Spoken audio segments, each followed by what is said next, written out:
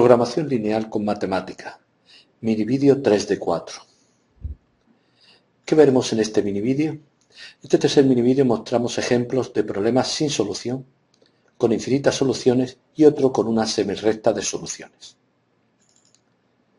Vamos a utilizar las funciones DEISolve y del paquete mateco Simplex, ZC y Pivote. Definición del problema. En todos estos minivídeos el problema es el mismo, es decir, maximizar una función lineal sujeta a un conjunto de restricciones de desigualdad. Dos ejemplos de problemas sin solución. Ejemplo 1. Se trataría de resolver este problema en dos variables. Las variables están sujetas a ser no negativas.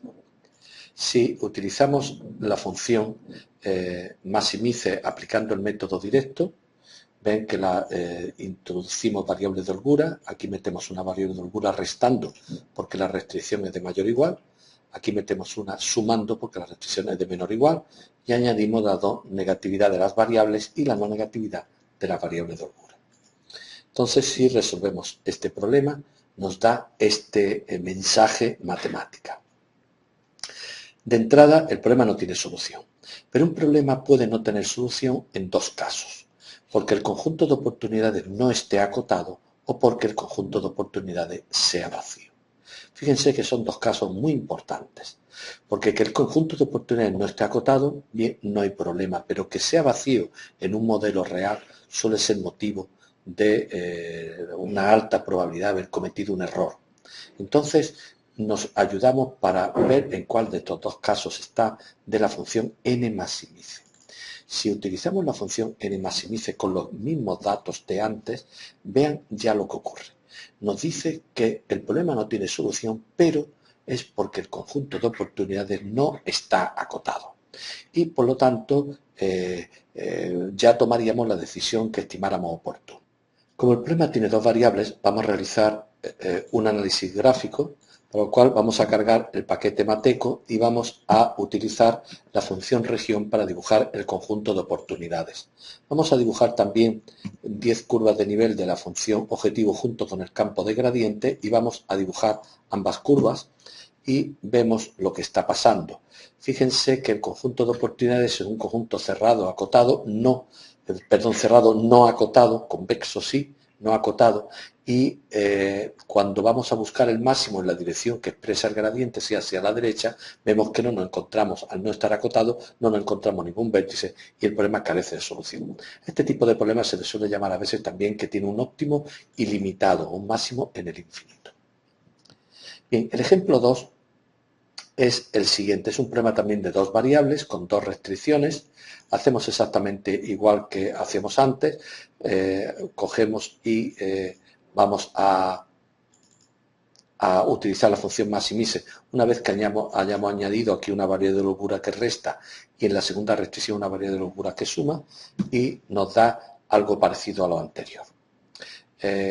Vamos a hacer de nuevo utilizar la función n-maximice y nos dice que no hay puntos que verifiquen las restricciones, el conjunto de oportunidades es vacío.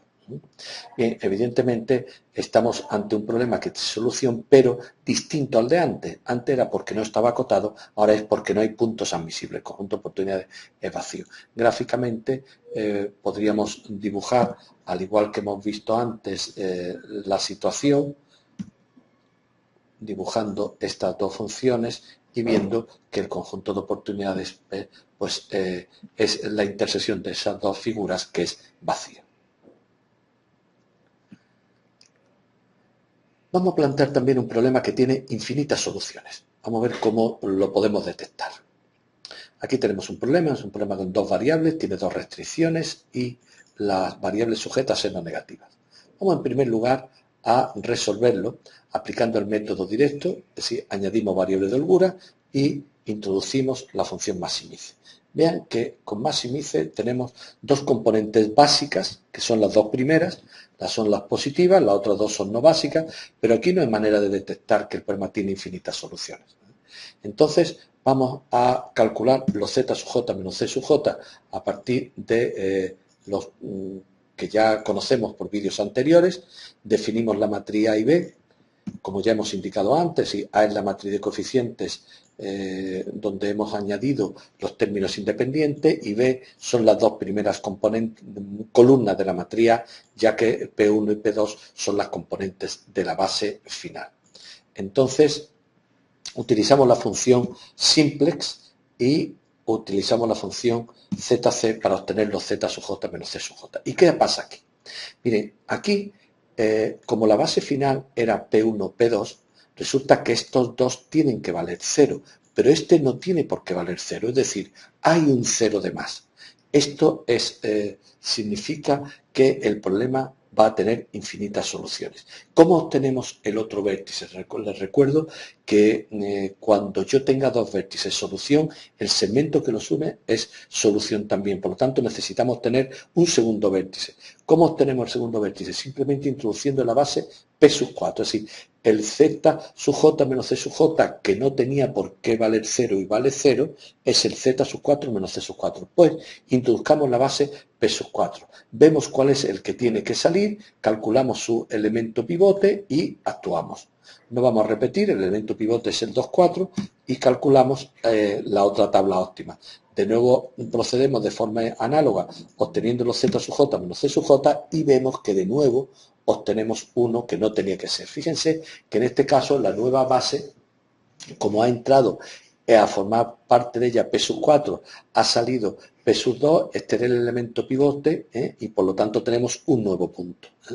Entonces, en definitiva, el segmento que une estos dos puntos sería el segmento solución o el segmento de infinitas soluciones del problema. Vamos a verlo geométricamente. Aquí tenemos la gráfica donde se ve muy bien.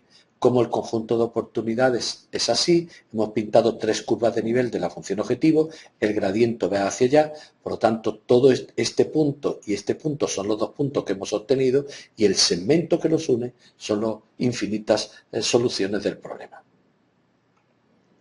Bien, vamos a resolver este mismo ejercicio mediante el método del simple, añadimos variable de holgura y definimos nuestra matriz A sub 1, calculamos los Z sub J menos C sub J, ya estamos en la primera iteración, cogemos y introducimos el más pequeñito, es decir, entra P1 en la base y saldrá P3, que es el único positivo, por lo tanto ya tenemos ahí el elemento pivote, que es el 1, 1, y a partir de aquí pues obtenemos la nueva tabla, y una vez obtenida la nueva tabla, obtenemos los nuevos Z sub J menos C sub J, y ya son óptimos. Ya estamos aquí.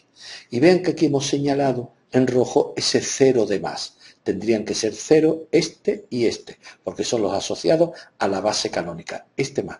Pues bien, si introducimos este vector en la base, vemos cuál es el que tiene que salir, que será el más pequeño entre 2 partido por 1 tercio, que es 6, y 6 partido por 4 tercios, que es 18 partido por 4, es decir, este debe ser el más pequeño, el 2, 2 será nuestro elemento pivote, y calculamos la nueva tabla, y calculado la nueva tabla, los nuevos Z sub J menos C sub J.